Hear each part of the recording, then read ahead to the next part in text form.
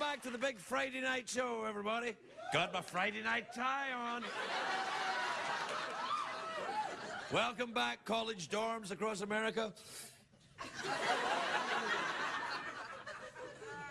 Yeah, you, man. What? Yeah, you. Dude, this is really happening. Yeah, it is.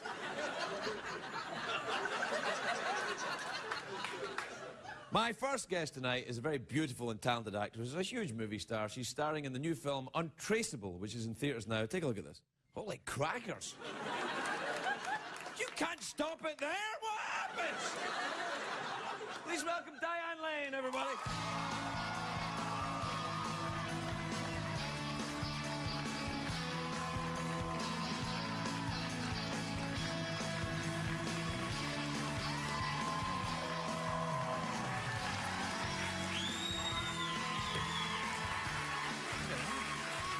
Welcome. Thank you. Thank you for having me.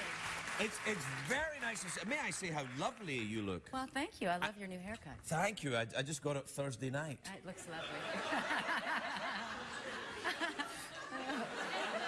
Hey, can I just say how fantastic your shoes are? I don't normally talk about people's shoes, but these are sensational. My goodness, they're so simple. I appreciate really your they're appreciation simple. of them. No, they catch the eye. Thank you. Are you a big shoes fan? I'm guilty of having more shoes than I wear. Really? You know, I've never met a woman in my life who doesn't love shoes. It's true. It's a strange. What is that? Why? It must be a hormonal thing, I suppose. I don't. Do you know what I thought it was? This sounds a little kind of negative, but it's not meant to be. But I think women love shoes. This is what I've noticed. I think women love shoes is because the size never changes. Do you know what I mean? Like if you put on a couple of pounds, you're like, the shoes are still your friend. Well, yes, I beg to differ. I mean, honestly, it's funny. When you have a child, your feet grow. Well, there is that, yeah. And my 14-year-old is now very upset that I didn't save all the shoes that I gave away. You gave away all these shoes? Well, because they didn't fit me anymore. What was I thinking? Yeah. I didn't realize. The kid's going to grow up and you save a fortune. She just wants my shoes. That's really what I exist for. What age is you have a daughter who's a daughter. 14? It would be strange if we were son, but you know. I was in San Francisco last weekend, and let me tell you. Well, it's all about my shoes, you know, just to look at. Just to look at? Well, because I hardly, when I'm on your show, I get to wear them, but do you know, at home, come on, right? I mean, you know. No, I think my image of you in my head is your image. Tell me. You wear this outfit and much vacuum. Better. Yes. You're like, I've seen that Freddie Mercury video. You maybe one of those little do-raggy things on your head. La la la la la la. Well, my husband's birthday is coming up. You've given me a nice idea. That's it. That's your husband's birthday present right there. That'd be great. Now, listen, tell me about the movie. What's the movie about? Well, it's a thriller, and it's interesting because I think it was written for a man originally. Really? Well, I mean, they just made John Jennifer, which was great. As a thriller, I was delighted because this genre tends to have women as victims or the perpetrator is always, you know, Pauline tied to the tracks ever since the silent era of films and all this. The Perils of Pauline, wasn't it? That's right, yeah. You must pay the rent, Pauline! That's it. You've seen that movie, too. A million times. There you go. Yeah. So, there was no sexism, there was no misogyny. It was just, you know, a crime, drama, thriller, and I thought it was very smart. What's the story, then? You're being followed by a guy with a tiny camera? From the clip, that's the sequel. How did you know? Yeah. No, it's I'm the Cyber Crimes Division FBI agent, and I actually got to spend some time with the Cyber Crimes Division. There's FBI a real division officers. of cyber crimes? Yes, they have a full-time job. It's endless. I had no idea how much crime is happening in identity theft little and all wires. Well, yeah. I mean, all kinds of stuff, and really protecting children. And, right, of course, nobody is who they say they are on the internet, of course. Yeah, that's the starting point, and then from there, anything is possible. So, and if somebody wanted to do half of the things that go on, you know, it's possible, and that's what's so frightening. And is it you're being followed around by an untraceable cyber criminal? Well, no, I'm trying to stop live action badness, and it's being propagated, and the more that would put this show out of business. You do know that, don't you? The more people that tune in, the guy's keeping track, and it's sort of an indictment against what people choose to watch online, and it's very clever. I mean, do you as a censor criminal, your own? You have a teenage daughter. We talked about it. Do you censor her access to the internet? Or can you? I mean, is it even possible? The truth is, I mean, we all have to instill a little what I call Jiminy Cricket inside of everybody, and really, I think you know who you are when you're alone with a computer for as long as these kids are, or a lot of people. Where do you go when you feel like A, you're anonymous, B, nobody cares or is watching, and your appetites and proclivities are just sort of, you know, the you whole come on world this is show there quite available. clearly. No, but I think that's true. It is a completely unrestrained entitlement. Your appetites. That's the generation too that I'm dealing with. Is that this is my private universe, Mom, and I don't want you to have the password. And I got a Facebook account, and she was so angry with me, like it was just her domain, and I had no right to have an account. No, that is weird though. I don't know. I don't think that my son's 6.5, so his access to the computer. You've got about 10 minutes. Yeah, I know. But the thing is, that I also feel okay physically tackling him when he reaches for the computer. So like when he's like, no. And I'll do that I just saw that. Yeah, until he's 40, I'm going to do that. He's like, no, get away, Dad! For goodness sake, Dad, I have kids of my own. Get away from that computer! I like that. But I'm terrified that people have access to my child that I can't monitor. There's and I suppose that's what that is. There's that element, and you know, I mean, it is kind of a litmus test, and we're just tour guides, parents, aren't we? I mean, really, what you were intending to do is to get people to a point where they have their own boundaries and they value them. So. And instill that in them. Well, Right. now listen. Tell me about your. Did you live here? Do you live in Los Angeles? You from here? If you can call it living. No, I'm Really? kidding. No, the big joke when you're from New York is there's no life after death. There's only L.A. But I mean, I love L.A. I've completely 180 degrees changed. I'm. Really? Do you surf? I've raised my children in the Really? rearview mirror. Yeah. Do you? Are you into the Kabbalah and all that stuff? You do all that? Ooh, that's a big word. No, I'm kidding. No, I don't. Really? I thought My you did. grandmother was a Pentecostal preacher. Well, that'll do. Okay. Yeah. What are Pentecostals? I'm not quite sure what they do. Well, they don't handle this. Well, some do handle snakes. Right. but you know, you get the They're Holy Ghost. zookeepers. More zookeepers that handle snakes these days. Animal wranglers on film sets. But yes, you know, you get the Holy Ghost and you dance around, and it's a lot of fun. Yeah, it sounds good. Yeah, it's all right. Yeah. Have you been very religious in your daughter's upbringing? No. So how do you handle that? I let her. Well, I think that it's important to become familiar with all different creeds and cultures and faiths and. I had a weird one with my son the other day. Oh, we were talking about Alcatraz, and he said, I said all the bad people went there, and he said, did Hitler go there? And I said, no, Hitler didn't go there. He said, where's Hitler? I said, he's dead. And then he said, is Hitler in heaven? And I said, no. And then he said, well, where is he? And I went, I don't know. You didn't want to send him there. I don't know what to do, you know. And I find myself in this horrible position of not knowing what to do. Like it's like the monologue. But you're at that great age. Why is the sky blue?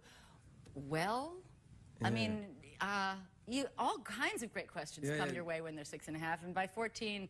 You don't know anything. Yeah, I know. And it's just better that way, really. Yeah, you're right. I'll look forward to it. I'm sort of tolerated. It's all good. Hey, anyway, well, listen, thanks for coming on. I appreciate it so much. I'm such a fan of your show. Well, I'm such a fan of And my husband, Josh Brolin, wants to send you his best. He had a Josh great time on the show. was lovely when he was here, and I think he'll thank me when you dress up in that little outfit. He will. So we thank you in advance. So congratulations to you, Josh.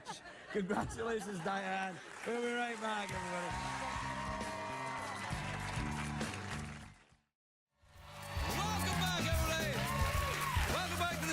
My first guest tonight is an Oscar-nominated actress. That was me acting. But she is Oscar-nominated, and she's starring in a new film, Cinema Verite, which premieres on HBO. Oh. Well, that's not TV, is it? It premieres April 23rd on April 23rd on HBO. Please welcome the beautiful Diane Lane, everybody. Diane Lane.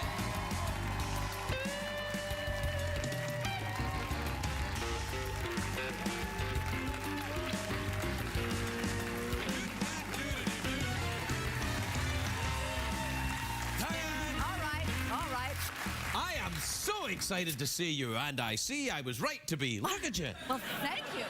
You look great. You're very kind. You're very handsome, too. You said that. Well, on television. Yeah, no, you said it with your mouth, but your eyes were looking a little kind of... Askance? Yeah, you were, well, you know, across here, perhaps? Oh.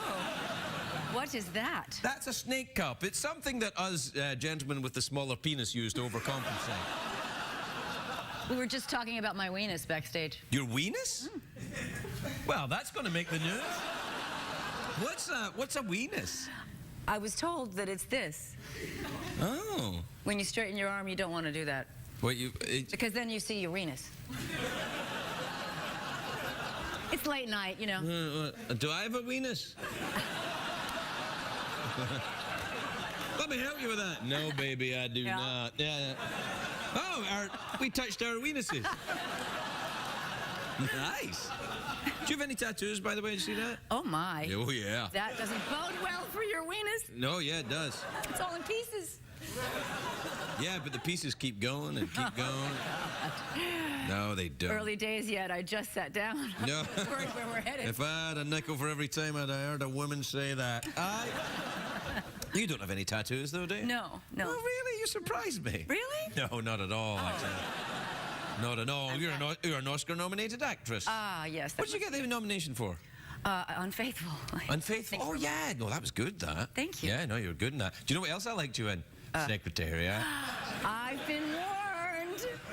Okay, where are we going? I think there might be someone at the door, Diane.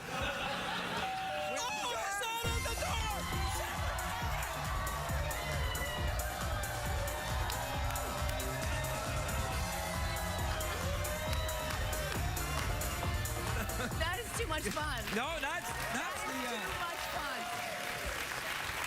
In person. I finally met him in person. You know, we actually did this thing at Hollywood Park Racetrack. We had that our Secretariat race against the horse that played Secretariat in the movie. How'd that go? Ours lost. Oh, but with great style. Yeah, and over a very short space of time. Do you do any horse riding in Cinema Verite? Oh. Your movie you came to talk about? Aye, see what I did? It's not a Western. It's not? But I have... The last time I was on a horse, I was thrown. Really? Yeah. Why? I don't know. They saw something shiny in the bushes, and whoop, so they like went, that, and horses. I stayed. It was like a cartoon. The horse was gone, and I just went... Yeah. But there was this moment where you hover, and it's all happening. You know, I got on my weenus, actually, the last time This is true. I show you. The last time I was on a horse. See that there, that scar? Oh, my. Yeah, look at that. That's real. Yeah. Can you see that there? Look at all that. See that? That's falling off a horse. That must have been a big horse. Yeah, it was, actually. It's my own horse, Duncan. Oh. Yeah, he's a Clydesdale horse. A Clydesdale. Yeah. You rode a Clydesdale? Well, not anymore. You must be bow-legged. They're very wide. No, they're big. Well, Big. you know, I got... I led you into Clydes. Excuse me, sorry. No, I do like a bit of horse riding, me. Yeah. I love it. Yeah. I love it. But not so much in Cinema Verite. Oh, Cinema Verite, yeah. What's Cinema Verite about then, Diane? Well, let's see now. The Loud Family in 1973, I think it aired, was the first American family, was the name of the show. First people that allowed cameras in their life. Kind of the first reality show. Well, right? It's interesting because the reality show became something, how we got where we are today is a whole other can of worms. It's not really reality shows now. I don't think so. I think it's kind of an oxymoron, right? I mean, isn't it it's like out? when they say amateur porn. They're not really amateurs. Everybody's a star. Yeah, they're not really amateurs, the people in the amateur porns. They're just ugly professionals, you know what I'm saying? Yeah, my husband is going to really enjoy this show. Oh, really? No, and that's what the... No, I'm not saying Cinema Verite is like that. I'm saying, no, but that's what I'm saying. It's like the reality shows are just, you know, low-paid actors now, aren't they, really? I don't even... Well, if they have an agent, I suppose they're an actor, which means they're not a real person. Yeah, that's right.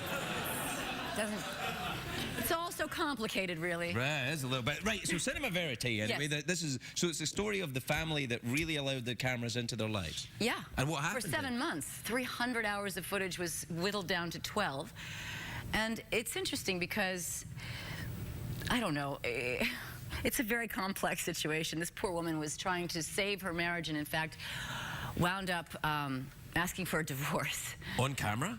Yes, it really caused quite a stir. Yeah, and not bad. Yeah, it was talked about. I remember being 7 years old and everybody was up in arms about it. Yeah, I was being a child of divorce. I felt like I was in the majority in Manhattan, but well, there's a law of it now. I mean, I guess in 1973. Mm-hmm. Yeah, no, I don't know. I don't know. I was nine. Single digit. Yeah, I was nine. I was got my first tattoo. I think it's fascinating though that because there used to be a kind of line drawn between real life and what was on television, and now there isn't really, is there? I mean, this show is kind of like from a reality shows. I really do kind of pull the sheets over my head. Really? I mean, except for Hoarders and maybe some of those, rehab shows. More kind of outsider art ones. Get their act together. Yeah, I feel sorry for people when they allow that into, I don't know, I feel, because we make our living in front of the cameras. Can you imagine not having any off-duty time? Wouldn't that be? It'd be like doing this show every night. I tend not to. That's not enough of a perk. No, if I had a nickel for every time I'd heard a woman say that. I think that, it's quite interesting because I do this every night, and I don't really... The hustle and grind, I carve my path.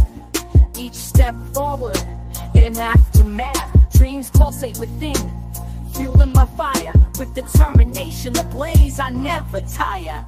Day by day I chase the gleam, in the labyrinth of life I craft my scheme.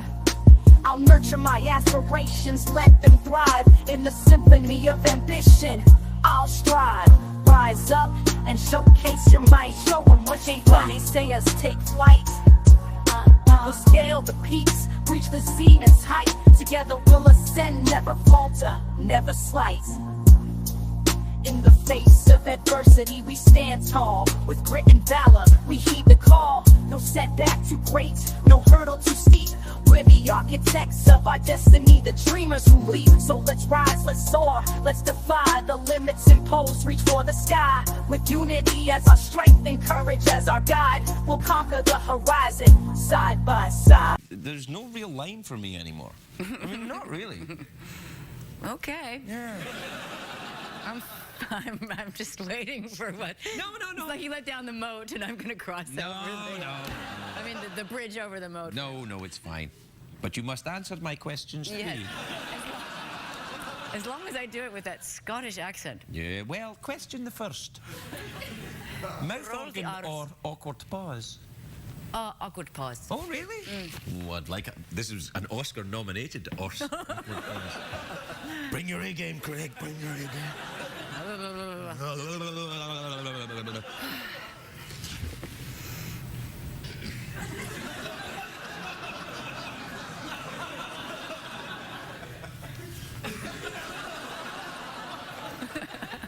Oh, you really know how to milk this. Oh, yeah. I'm taking lessons. Did I interrupt it? I ruined it. No, it's all right. Sorry. Let's do it again. Okay. And this time, the awkward pause has a sexual undertone. I love it. Oh, my God. Raising the stakes. Okay. All right.